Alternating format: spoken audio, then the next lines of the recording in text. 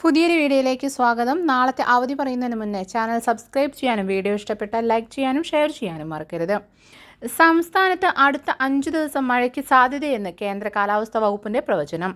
തീരദേശ ഗംഗാതട പശ്ചിമ ബംഗാളിന് മുകളിലായി ന്യൂനമർദ്ദം സ്ഥിതി ചെയ്യുന്നതും തെക്കൻ രാജസ്ഥാനും വടക്കൻ ഗുജറാത്തിനും മുകളിലായി ചക്രവാത ചുഴി സ്ഥിതി ചെയ്യുന്നതുമാണ് മഴ മുന്നറിയിപ്പിന് കാരണം.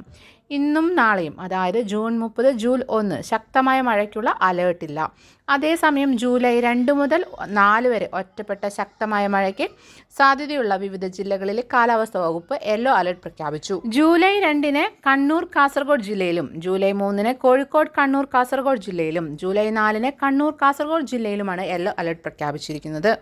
കോട്ടയം ജില്ലയിൽ ദുരിതാശ്വാസ ക്യാമ്പുകൾ പ്രവർത്തിക്കുന്ന വിദ്യാഭ്യാസ സ്ഥാപനങ്ങൾക്ക് നാളെ ചൊവ്വാഴ്ച 2025 ജൂലൈ 1 അവധി പ്രഖ്യാപിച്ച് ജില്ലാ കളക്ടർ ജോൺ വി സാമുവൽ ഉത്തരവായി.